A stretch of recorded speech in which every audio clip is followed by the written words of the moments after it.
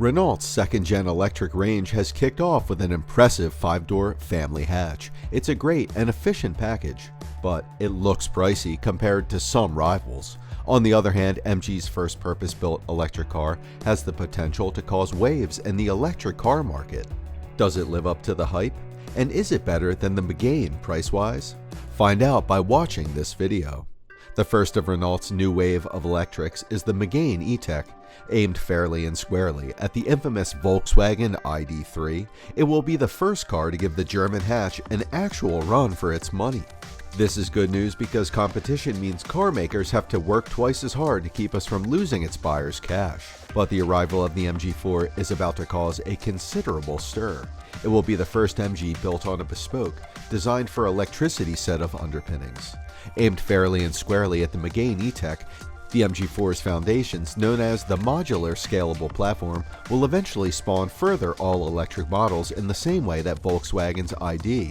That platform sits underneath a range of cars, from the ID Buzz to the Cupra Born. After its official presentation, the new electric compact finally opened its reservation book, and the least we can say is that it is relatively affordable.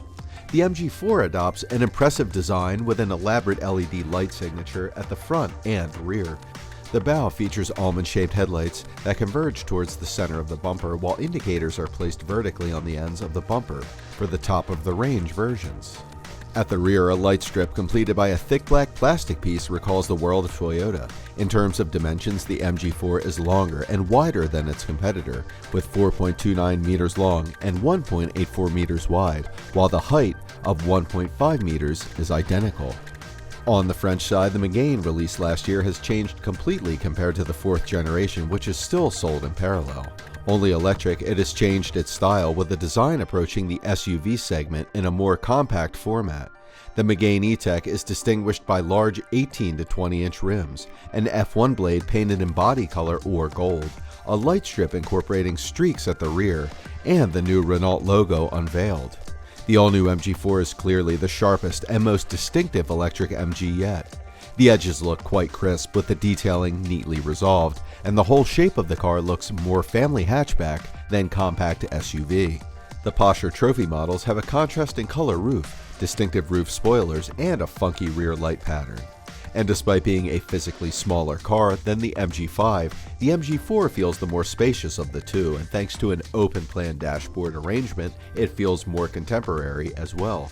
On the inside, the advantages of MG's purpose-built underpinnings are apparent. The flat floor and lack of an engine bay mean that there is plenty of legroom all around. Moreover, a small screen sits just behind the steering wheel, with a larger one above the center console, similar to Volkswagen's ID models. Unlike the German car, MG has gone to install a row of physical buttons instead of the haptic switches and sliders. On the other hand, the Megane E-Tech is an all-new ground-up electric car packaged in a family-friendly 5-door hatchback cum SUV shape. It hides its height exceptionally well at 4.2 meters long, and thanks to a clever new battery pack design that is only 11 centimeters thick. It cuts it chunky, with a purposeful profile that strikes a decent balance between familiar and futuristic. Also, thanks to some bold detailing in the front bumper and shallow headlight strips, it has managed to be one of Renault's most engaging designs for years. Inside, the Megane is equally impressive. It's a shame we don't get the more prominent display used in left-hand drive cars. Renault has found the best balance in this car so far, from digital instruments, a large touchscreen, along with a few conventional switches. Moreover, the fact that infotainment and navigation are now based on a Google operating system makes usability easier. There are a few oddities, like the angular mobile phone holding shelf that does a fine job of kneecapping drivers of a specific height, and a curious oversupply of steering column stalks, and the Megane E-Tech is well thought out. With the MG4, the driving position feels natural and more like a traditional hatchback than an SUV. Users sit a little higher than you would in like a Volkswagen Golf or Ford Focus, but with plenty of adjustment on the steering column and seat. It's easy to find a comfortable driving position. The seats are sharply sculpted and offer plenty of sides and under-thigh support. There could be more lumbar support, but the SE model tried to give users a bit of backache after an hour's driving. Car experts' only other concern is the gear selector plinth that juts out from the center console. Those with longer legs will find the edge a little too close to their knees, mainly when getting inside in a hurry. Further back, the boot is wide and is also decently shaped. MG has yet to announce a final capacity figure. However, the load floor is wide and should easily accommodate enough luggage for a week away. But don't expect a flat floor when you fold the seats, as there are areas where the cost cutting is evident when you open the tailgate too. Now, in terms of battery size and range, Renault will offer their new Megane E-Tech with a 40 kWh or up to 60 kWh battery, with the latter being the first offered to UK drivers. It will deliver a WLTP range of 280 miles, which is pretty impressive, considering that Volkswagen's ID.3 58 kWh provides around 18 miles less. The DC rapid charging can be done at a maximum speed of 130 kilowatts, which is fine rather than spectacular. You will add around 180 miles in 30 minutes on a 150 kilowatt charger, which will be a good option for most drivers.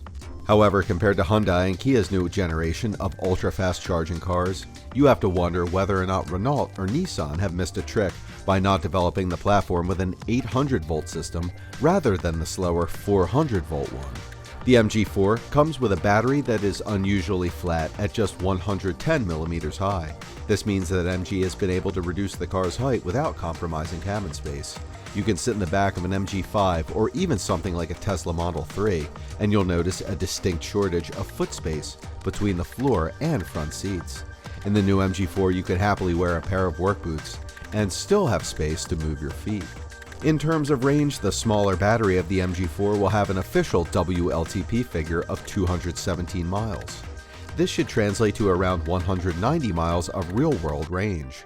The SE variant with the bigger power pack has the longest range at 281 miles.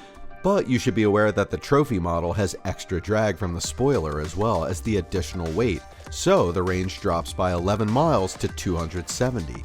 The pricing is higher than experts expected, with the cheapest model starting at $34,000 and going up to $38,000.